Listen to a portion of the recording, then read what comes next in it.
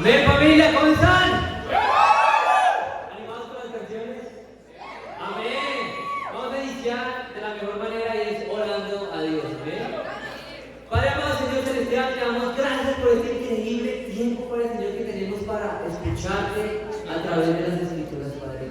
Permítenos, Padre, tener un corazón totalmente humilde, Padre, rendido a cada palabra, Señor, que hoy va a ser hablada, Padre Señor, que no sean opiniones humanas, Señor, sino que sea tu Santo Espíritu, Padre, guiando cada escritura, Padre, y cada cosa que voy a decir, Padre Señor, que seas tú, Señor, tocando el corazón de cada uno de los invitados, de cada uno de los hermanos y hermanas, Padre Señor, para que podamos salir con decisiones, Padre, y transformemos nuestras vidas y de las personas que más amamos, Padre. Te oro muy agradecido en el nombre de Cristo Jesús. Amén y amén. ¿Esa cara de qué es? Asombro. Quiero ver qué tan rápido funciona en la Biblia. Marcos 2:12. Marcos 2:12. Conmigo. Dice así: Él se levantó, tomó su camilla enseguida y salió caminando a la vista de todos. Ellos se quedaron asombrados y comenzaron a alabar a Dios. Jamás habían visto cosa igual, decían. Marcos 5:42. Conmigo. Vamos a ver la agilidad. La niña que tenía 12 años se levantó enseguida y comenzó a andar. Ante este hecho todos se llenaron ¿de qué? ¡De asombro! Mateo 8:27.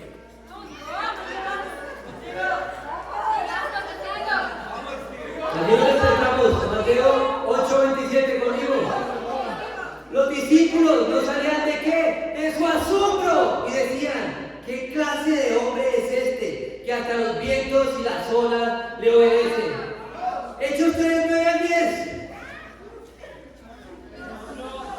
Conmigo.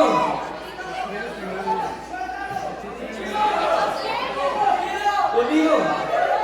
Cuando todo el pueblo lo vio caminar y alabar a Dios, lo reconocieron como el mismo hombre que acostumbraba a pedir limosna, sentado junto a la puerta llamada Hermosa.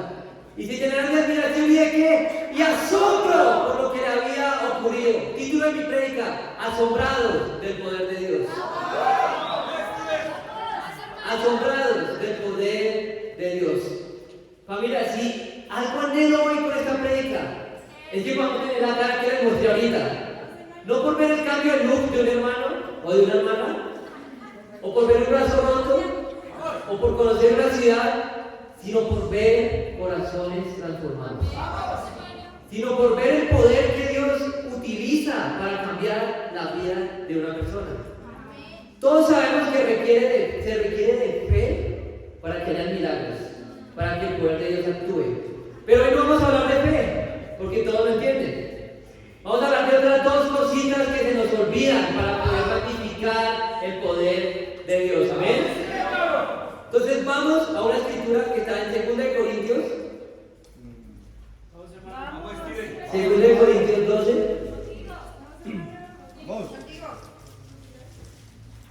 7 al 10. ¿Conmigo? Dice así: para evitar que me volviera presumido por estas sublimes revelaciones, una espina me fue clavada en el cuerpo, es decir, un mensajero de Satanás, para que me atormentara.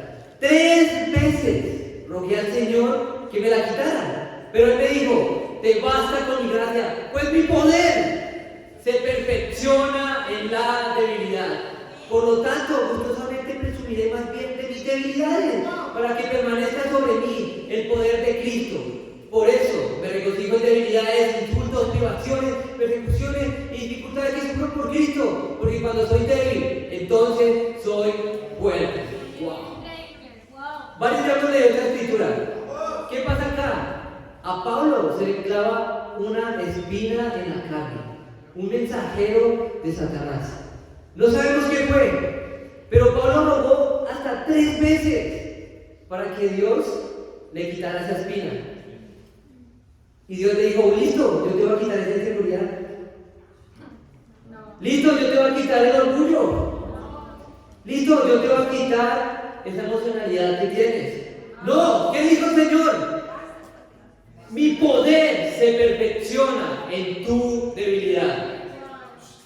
Por eso Pablo hace gustosamente alarde de la debilidad que él tenía, porque es cuando más va a ver el poder de Dios en la debilidad. Pero Steven, pero el mundo me enseña a ser fuerte, a no ser débil, a no mostrar mi debilidad. ¿Cómo así que va a estar el poder de Dios? ¿Cómo así que sucede que el poder de Dios va a estar en mi debilidad? Sí, eso es lo que dice la Escritura. ¿Tú quieres estar asombrado del poder de Dios? Creo que no. ¿Tú quieres estar asombrado del poder de Dios? Primer punto, ama tu debilidad. Vamos a ver una escritura para entender cómo así que al amar mi debilidad voy a ver el poder de Dios. Mira Jueces. Vamos a Jueces 7. Sí, hace poquito terminé mi tiempo con Dios en Jueces, por eso estoy también predicando Jueces. Vamos. ¿Qué habíamos hablado la semana pasada? Jueces fue una época donde Israel no tenía un rey, donde simplemente se levantaban líderes cierto tiempo para ayudar al pueblo a estar de nuevo con Dios, pero el pueblo de Israel volvía a estar en pecado. Aquí, en Jueces 7, vamos a leer la historia de un muchacho, un señor que se llama Gedeón. Gedeón también fue uno de los líderes que Dios llamó, los levantó para que ayudara al pueblo de Israel. Hace mucho tiempo, como unos 3, 4 minutos atrás, se predicó sobre Gedeón de su llamado, de cómo Dios lo llamó y necesito que sirvas y me ayudes a rescatar el pueblo de Israel, pero por su inseguridad, Gedeón no aceptó. Pero Dios le insistió de nuevo hasta que Gedeón aceptó, amén. Y vamos a ver qué pasó entonces, cómo Gedeón llevó a Israel a la guerra. Entonces vamos a leer Jueces 7. Vamos. Yerubal, es decir, Gedeón y todos sus hombres se levantaron de madrugada y acamparon en el manantial de Jarón, el campamento de los madianitas. Estaba al norte de ellos, en el valle que está al pie del monte de Moré. El Señor dijo a Gedeón: tienes demasiada gente para que yo entregue a Madián en sus manos, a fin de que Israel no vaya a jactarse contra mí y diga que su propia fortaleza lo ha librado. Anúnciale ahora al pueblo: cualquiera que esté temblando de miedo, que se vuelva y se retire del monte de Galad. Así que se volvieron 22,000 hombres y se quedaron 10,000. ¡Wow! ¿Qué pasa acá? Gedeón estaba listo para pelear y Gedeón estaba súper confiado porque tenía 33,000 soldados a su favor. Y Dios dijo: ok, si Gedeón se va con todo ese ejército, muy seguramente, si ganan, va a decir que fue por ellos y no por mi poder. Wow. Pero Dios quería que ellos pudieran visualizar cuál era el poder de Dios. Así que mandó a que se fueran algunos. De 33,000 pasaron a solo 10,000 soldados. Vamos a ver si eso fue suficiente. Versículo 4. Pero el Señor dijo a Gedeón: todavía hay demasiada gente. Hazlos bajar al agua y allí los seleccionaré por ti. Si digo, este irá contigo, ese irá. Pero si digo, este no irá contigo, ese no irá. Gedeón hizo que los hombres bajaran al agua. Allí el Señor le dijo: a los que lamen el agua con la lengua, como los perros, sácalos, sepáralos. Y los que están arrodillados también, sepáralos. 300 hombres lamieron el agua llevándolos de la mano a la boca, y todos los demás se arrodillaron para beber. ¡Wow! ¿Qué pasa acá ahora? Dios vio que aún faltaba que quitaran más soldados porque aún podían creer que fue por fuerza de ellos que ganaron. Y Dios fue muy astuto en cómo eligió quiénes se quedaban y quiénes iban. Dijo que, bueno, manda a todos los soldados a que tomen agua. Y los que tomen agua como los perritos, esos se quedan. Y los que tomen agua arrodillados, esos se van. ¿Por qué eso?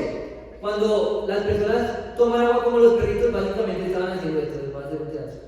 Entonces, acá está el agua, y él lo que hace es coger el agua con la mano y la lleva a la boca. Y ahí lame. Los demás se arrodillaban así. Cuando se arrodillaban, miraban hacia, los ojos estaban apuntando hacia el agua y eran un blanco fácil para el enemigo. Pero los que estaban tomando con la mano el agua, ellos estaban pendientes de su panorama. Entonces eran personas que estaban más pendientes los iban a atacar. Por eso Dios dejó a los 300, porque eran los 300 más preparados. Amén. ¿Y qué pasó ahí? Versículo 7. El Señor dijo a Gedeón: con los 300 hombres que lamieron el agua, yo los salvaré. Entregaré a los madianitas en tus manos, el resto que se vaya a su casa. Sí, de 33,000 pasaron a 300, menos de un 1% de lo que había originalmente. Y con eso, Dios dio la victoria. ¿Amén? ¿Qué pasa acá? Dios entendía y quería que Gedeón supiera que si la victoria iba a ser, no era por ellos, sino por Dios. Porque en esa debilidad de los 300 hombres, Dios quería magnificar su poder. Y eso fue lo que pasó. Gedeón se maravilló de ver cómo Dios lo salvó. Vamos, Steven. Hermanos, en tu debilidad se perfecciona el poder de Dios. Vamos, hermano. En tu debilidad podrás quedar asombrado de ver el poder de Dios. Por eso debes amar tu debilidad.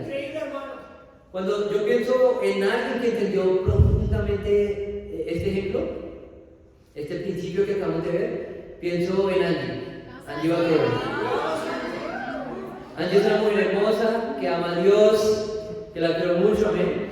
Pero quiero contarles un poco sobre la historia de ella. Ella se bautizó el año pasado, en enero, en 2022, pero para 2021, a mediados de octubre, ella empezó a padecer una enfermedad. De la nada no podía caminar, le dolían sus extremidades. Para que menciones un poco el dolor que tenía ella no podía ni siquiera sostener su propia cuchara para comer, de lo debilitada que estaban sus miembros, su cuerpo. No se sabía qué tenía. Gracias a esa enfermedad también Dios lo humilló, amén. Muy bueno. Y pudo ser bautizada en enero, amén, pero su enfermedad aún seguía. Ella es graduada de arquitectura y ella ya no estaba trabajando. Y Baritza, que yo sé que ustedes la conocen, la esposa del antiguo líder que estaba aquí en Colombia, que ahora está en México, le dijo a Angie: oye, ¿qué tal si puede ser misionera? Y Angie dijo: bueno, pues sí, ok. Ella empezó a evangelizar, a compartir su fe, pero sus dolores seguían. Había días en sus momentos de compartir la fe que literalmente no se podía mover, que le daban crisis, que literalmente tenía que volver a estar en la casa. Tenía que depender de sus papás para que le ayudaran a hacer varias necesidades básicas. Ella podía haber quedado amargada con Dios. Ella oraba a Dios y le preguntaba a Dios: ¿qué es lo que pasa con mi cuerpo? ¿Qué es lo que quieres hacer? En un momento decidió quebrantarse y entender que era una espina que Dios le había puesto en su carne. Ella, en vez de alejar esa debilidad, de negarse a su condición, ella empezó a amar eso. Y ella siguió evangelizando, siguió compartiendo la fe. ¿Y saben qué, hermanos? Dios la utilizó para que 3 hermanas pudieran ver el reino de Dios. Angie pudo hacer que, Dios por medio de Angie hizo que Lorena, Andrea y Manuela pudieran ver la gloria de Dios. ¿Todo por qué? Porque ella aceptó su debilidad y entendía que no era ella, sino era Dios quien estaba orando. Y hoy también, precisamente, aunque a veces tienen episodios de dolor, también va a ser bautizada Caro y Alexa. Por la debilidad de Angie y de todas las hermanas que estaban acá paradas. Amén. Ustedes se preguntarán: ¿fue por Angie? ¿Fue por las hermanas que estaban aquí paradas? No, claramente que no, porque hay momentos que Angie ni siquiera se podía parar. Fue el poder de Dios que actuó en esa debilidad. El poder de Dios solo se ve a través de tu debilidad. Si tú quieres asombrarte del poder de Dios, debes amar tu debilidad. ¿Sabes? Cuando la debilidad que tú tienes está en la cumbre de tu vida, Dios ve el momento más perfecto para hacer un milagro en tu vida. Porque cuando lo hace ahí, todos sabrán que no fueron por nuestras fuerzas, sino fue Dios. Qué bueno que luchas con impaciencia, porque el día que tengas paciencia por un alma perdida, sabrás que fue Dios y no fuiste tú. Qué bueno que luchas con enojo, porque el día que pases de sentir enojo a amor, sabrás que fue Dios y no tus fuerzas. Qué bueno que luchas con inseguridad, porque el día que hagas algo extraordinario para Dios, sabrás que no fue tus fuerzas, sino fue Dios.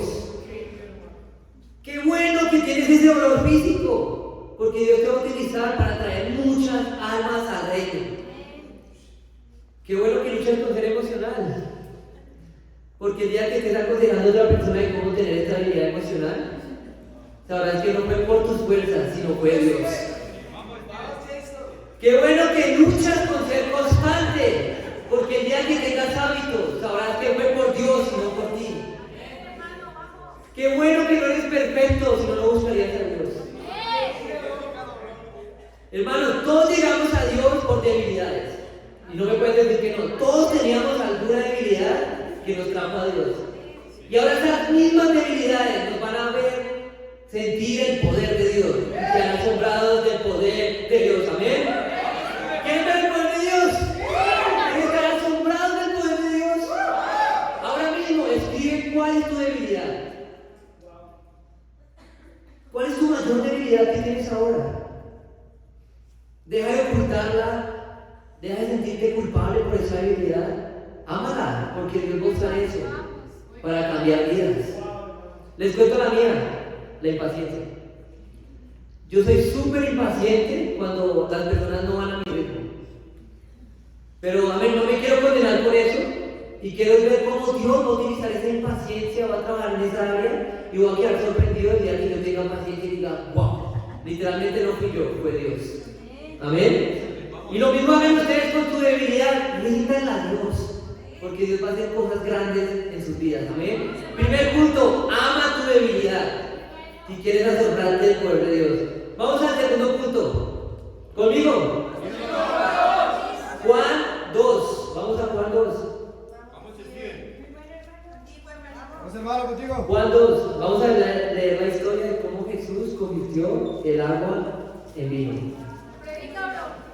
¿Conmigo? Dice así: al tercer día se celebró una boda en Caná de Galilea y la madre de Jesús se encontraba allí. También había sido invitados a la boda Jesús y sus discípulos. Cuando el vino se acabó, la madre de Jesús le dijo: ya no tienen vino. Ya no tienen vino. Mujer, ¿eso qué tiene que ver conmigo?, respondió Jesús. Todavía no ha llegado mi hora. Su madre dijo a los sirvientes: hagan lo que él les ordena. Se dice lo que dice la mamá, ¿no? Habían allí 6 tinajas de piedra, de las que usan los judíos en ceremonias de purificación. En cada una cabían unos 100 litros. Eso es bastante. Jesús dijo a los sirvientes: llenen de agua las tinajas, y los sirvientes las llenaron hasta el borde. Ahora, saquen un poco y llévenlo al encargado del banquete, dijo Jesús. Así lo hicieron. El encargado del banquete probó el agua convertida en vino sin saber de dónde había salido. Aunque sí lo sabían los sirvientes que habían sacado el agua. Entonces llamó aparte al novio y le dijo: todos sirven primero el mejor vino, y cuando los invitados ya han bebido mucho, entonces sirven el más barato. Pero tú has guardado el mejor vino hasta ahora. Esta primera señal milagrosa la hizo Jesús en Caná de Galilea. Así reveló su gloria, y sus discípulos, que pensamos que ya habían creído, creyeron en él. Después de esto, Jesús bajó a Capernaúm con su madre, con sus hermanos y sus discípulos, y se quedaron allí unos días. ¡Wow! ¿Qué pasa acá? Jesús fue a una boda con sus discípulos. Sí, hermanos, compartir con discípulos no solo es evangelizar, es también llevarlos a que conozcan tu vida, como hizo Jesús. Jesús con discípulos en una fiesta. Y Jesús estaba ahí disfrutando de la boda, y llega María. Como cuando tú estás el 24 de diciembre, como de la natillita, y llega la tía: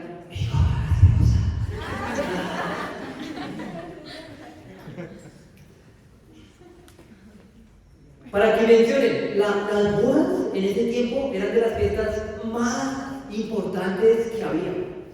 Y el vino más importante, porque el vino para los rabinos significaba alegría. Y si no había vino, estaba dando un mensaje de que ni los invitados, ni la novia, ni el novio estaban felices. Entonces eso era un problema, que no hubiera vino. Y María dijo: bueno, ¿será que acá es el momento en que Jesús hace el milagrito?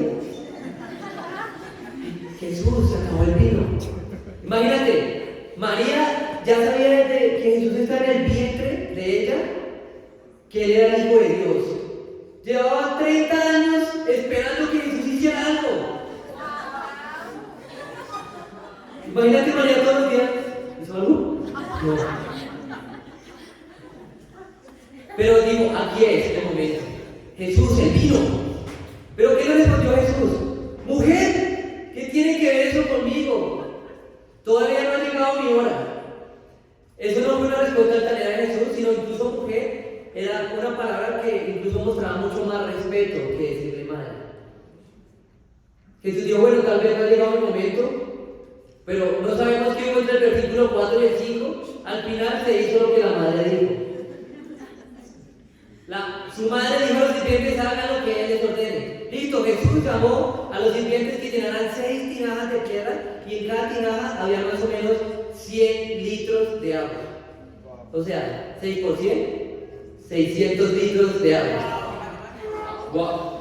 Entonces Jesús iba a convertir 600 litros de agua en vino.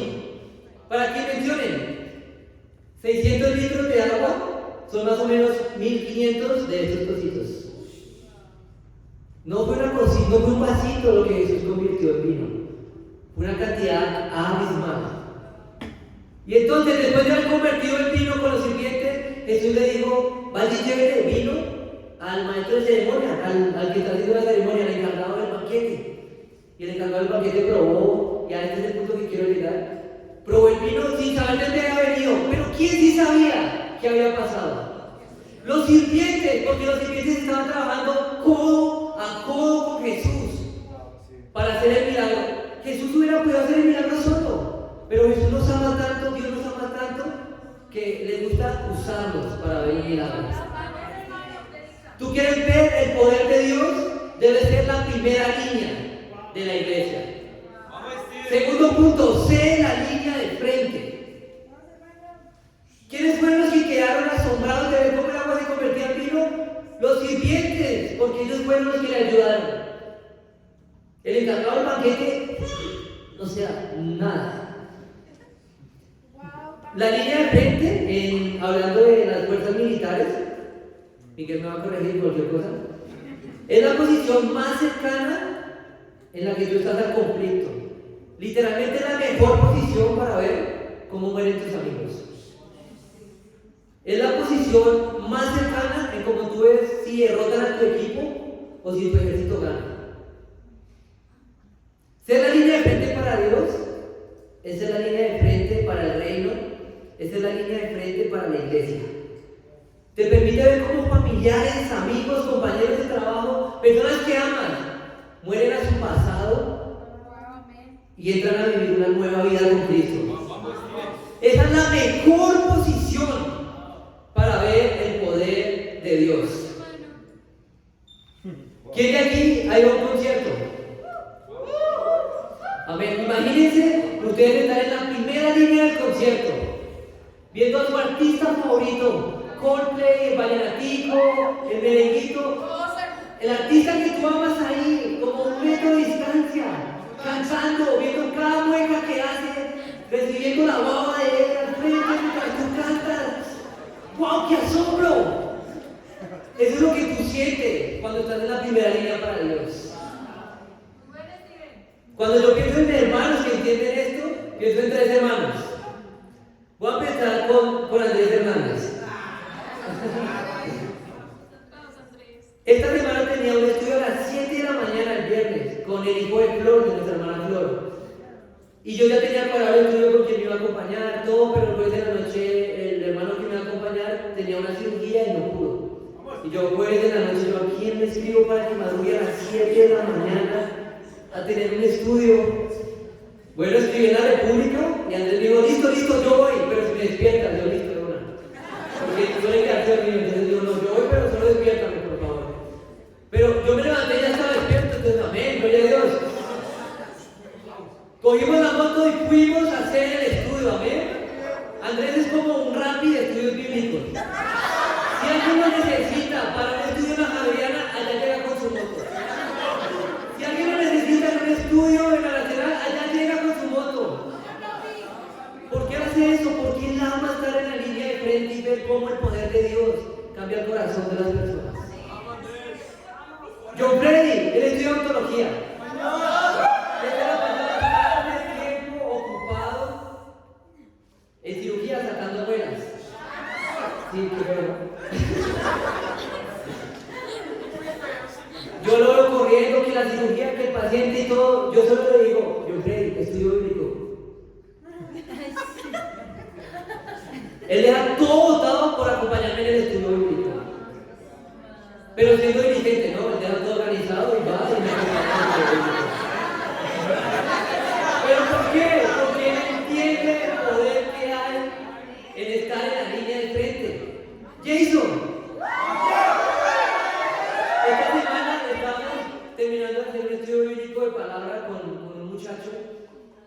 Y estamos parando para el siguiente estudio.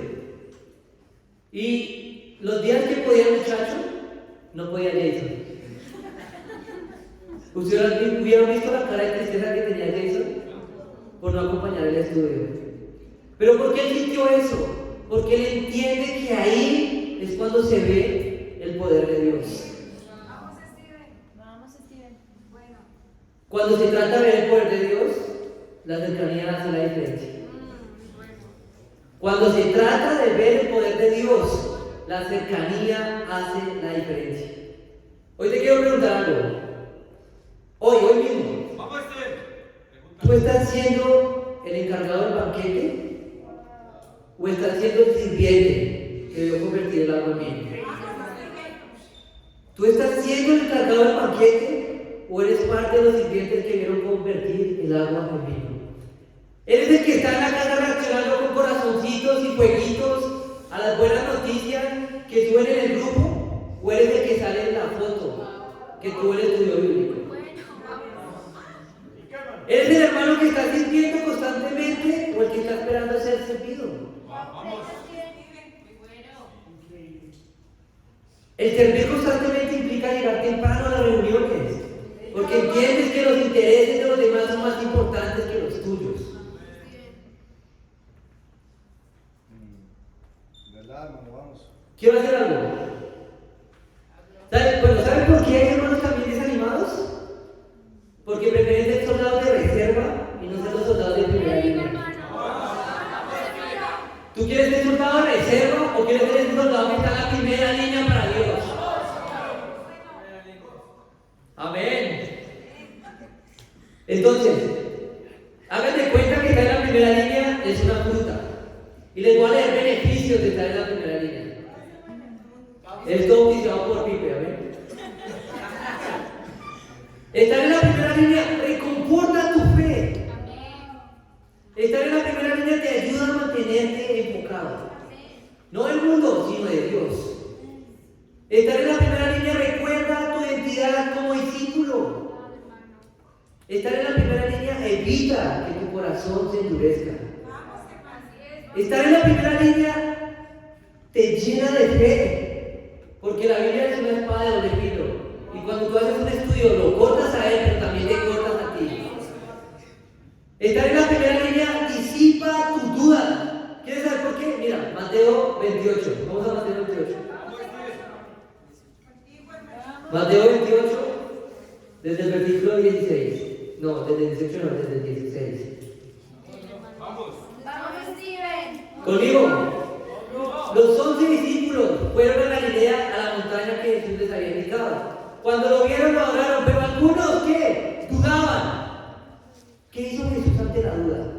Jesús se acercó entonces a ellos y dijo: se me ha dado toda autoridad en el cielo y en la tierra, por lo tanto vayan y hagan discípulos de todas las naciones, bautizándolos en el nombre del Padre, del Hijo y del Espíritu Santo, enseñándoles a obedecer todo lo que les he mandado a ustedes. Les aseguro que estaré con ustedes siempre hasta el fin del mundo. ¿Tienes dudas? Ve a ser discípulos. Vamos, hermano. ¿Tienes dudas? Ve a cambiar el corazón de otra persona y deja de pensar en ti. Amén. Y Steven me va a preguntar: ¿estar en la línea de frente requiere esfuerzo? Sí. Requiere que tú te salgas de tu zona de confort. Requiere que tú te salgas de tu comodidad. Requiere llanto, requiere sacrificio, requiere oraciones día y noche, requiere rodillas peladas. Sí, requiere eso. Pero quiero animarlos que ese esfuerzo vale la pena. Mira Salmos 126. Salmo 126. Vamos, Steven. Conmigo, 5 al 6. Salmo 126, 5 al 6. Los que con lágrimas siembran, ¿con qué? Con regocijo cosechan. El que llorando esparce la semilla, cantando recoge sus gavillas. Hermano, siéntete dichoso en sufrir, de estar en esta línea de frente, porque en diciembre estaremos regocijándonos, estaremos dichosos de ver cómo Colombia, cómo Bogotá pasó de 88 discípulos a 150 discípulos. Un desafío: ve a la primera línea. ¿Cómo? Esta semana, lidera o acompañan al menos 2 estudios bíblicos. Lidera o acompañan al menos 2 estudios bíblicos. Y si nos visitas, estudia la Biblia para que puedas ver más de cerca cuál es el poder de Dios. En conclusión, ¿puedes poner la cara? ¿Quieren quedar con esta cara? ¿Quieren quedar con esta cara? ¡Sí! Pero no va a ser por el look del hermano o de la hermana que cambió, sino va a ser de ver el poder de Dios. Así que ama tu debilidad, porque esa es la herramienta que Dios utiliza para hacer grande su poder. Y segundo, salte de tu zona de confort y ve a la primera línea. Deja de ser un soldado de reserva. Y para Dios sea la gloria. Amén.